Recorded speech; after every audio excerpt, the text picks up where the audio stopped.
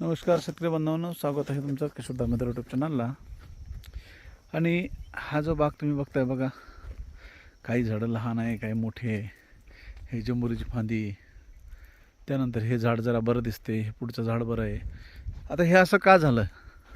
ह्या बागेमध्ये जे अशी प्रकारची उभी वाढलेली आहे बघा, सरळ सरळ रेषेत वाढलेले आहे, तर हे असे का झालं याचं कारण म्हणजे हे दोन झाडाच्या मध्ये, प्रत्येक झाडाच्या मध्ये आपले पेरूची लाईन होती।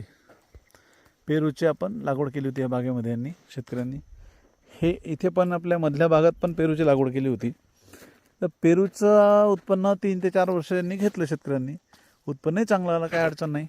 पण त्यामुळे काय झालं, दुष्परिणाम असा झाला की झाडं आपले सरळ उभाट वाढले, काडी पडणे, काडी जास्त वाळणे, फळं कमी असताना सुद्धा किंवा फळं नसताना सुद्धा काडी होत गेली। तर हे कारण आहे की काडी जे पडते ते जर दाटी झाली झाडाची, किंवा मध्ये जर पीक आपण असं घेतलं तर असं नुकसान होऊ शकते।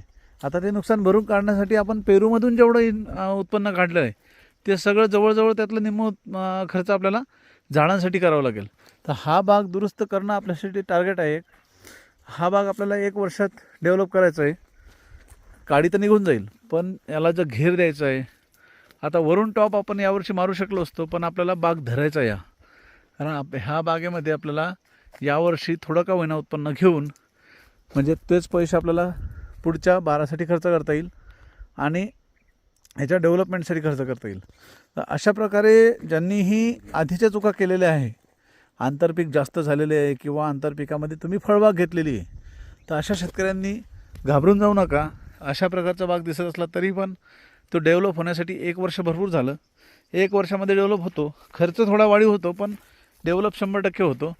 त्यामुळं फक्त याच्याकडून फळाची अपेक्षा खूप जास्त न करता आपलं झाड दुरुस्त होईल याच्यावर आपलं लक्ष राहिलं पाहिजे। याच्यापेक्षा खराब प्लॉट वरचा आहे, म्हणजे उभ्या छोट्या राण्यामध्ये। त्यामुळं आपल्याला जे खर्च जो आहे तो असा करायचा आहे की फळं कमी येणार आहे, पण खर्च आपला वाढीव राहणार आहे। अशा प्रकारचा खर्च कराल तरच हा बाग दुरुस्त होऊ शकते, अन्यथा मग बाग काढून टाकलेला बरा। धन्यवाद।